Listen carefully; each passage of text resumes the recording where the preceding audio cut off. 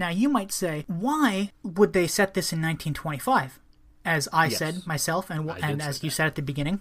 Well, did you know that there was a solar eclipse that affected Britain in 1925? No, I didn't. And I also don't. I feel like you can just write it into your movie that a solar eclipse occurs in 1969 and 1975. Who cares? Like, exactly. It doesn't matter. But it's like, maybe I have no clue why they would have said it in 1925. Especially because here, I'm not one to complain about this kind of things, but there's a couple songs in this movie that people sing that were not released or written prior to 1925. There's the like, so I mean, what's the point? Why are we doing this? Yeah, just have this set in the modern day. It doesn't matter. Well, so that might be an insight into how you feel about this movie. But tell me anyways, Patrick, how do you feel about the Abominable Dr. Phibes? I like it, although it's a movie that I enjoy the character. I enjoy the Vincent Price role more than I enjoy the movie. I kind of wish the character had a better movie to work with, i.e. Theater of Blood.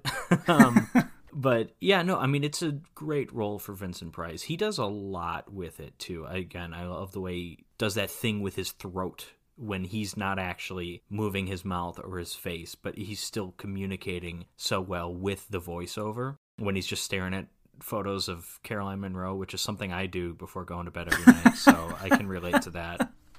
No, he's great.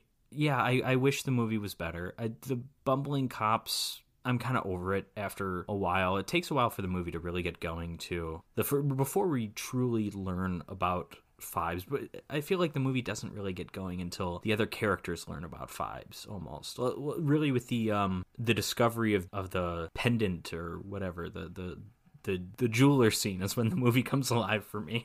I don't know, maybe you'll agree with me on this. It feels like they had an idea. They were like, we want a movie to be about a guy whose wife died on the operating table and he's getting back at doctors for her death. And they're like, oh, yeah, good idea for a movie. Hey, you know what would be awesome? If you played the organ. Oh, that would be cool. Yeah, that's kind of dark and mysterious and moody. Yeah. Hey, you know what else would be cool? What? After they've like shot half the movie? Like, hey, we should go back and shoot scenes with like these pendants, like these necklaces that he wears and puts on these mannequins and burns the face off of people. It's like, yeah, but what should they be? Oh, well, I don't know, man. What do you think they should be? I don't know. Is there like motivation for the character other than his wife? Yeah, I guess so. Why do we have these crazy deaths? Oh, the plagues of Egypt, of course. That's it. Oh, but how would he know about the plagues of Egypt? Oh, he's a doctor in theology?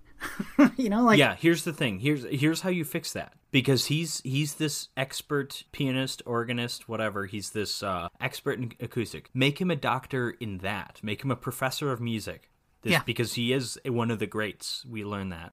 Make his wife the theologian. Yes, yeah. And make him that because as the movie is, the plagues of Egypt has no real connection with the wife. It's just something that he chooses to do. Make that connected to the wife.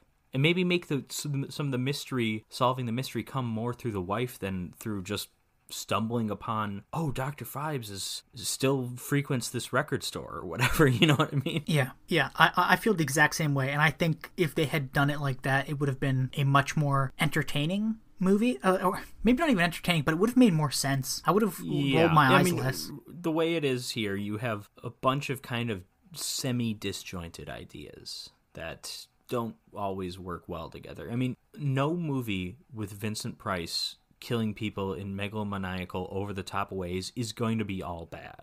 Mm-hmm. Whether those ways are from Shakespeare plays or whether they're the plagues of Egypt, it's Vincent Price who can elevate any stupid-ass plot you throw him into, like, something kind of classy. Like, he pulls that off here. Yeah, but it's just not as good as it should be. Or is, you know what I mean?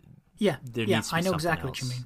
Yeah, and then the whole kind of comedy aspect, I really only found one or two scenes, like, amusing. The comedy mostly doesn't work. It's not witty. It's just kind of goofy. It's like it's a lot of people getting people's names wrong, and it's like that might be funny like one time, or that's like funny in like a sitcom scenario maybe, but not like in this plot.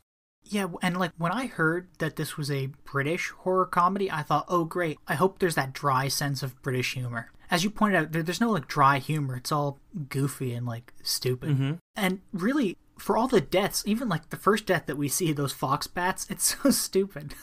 Like, there's the fake bat on the string, and they walk into the room, and there's a bunch of fake bats. I enjoyed the skeleton face that they found covered in locusts. I did enjoy that. I like that one, yeah. But like, even like goofy things that just didn't need to be in the movie, like when Vincent Price does go to kill that nurse, for some reason he pulls out like a clear plastic sheet with like the body of a woman drawn on it, so he can drill right through the head to see where she's laying in bed. But I'm like, just drill the fucking hole. Like, you know what I mean? Like, there's just so many silly things about the movie, and I can't tell if they're supposed to be comedic or serious sometimes. I don't know.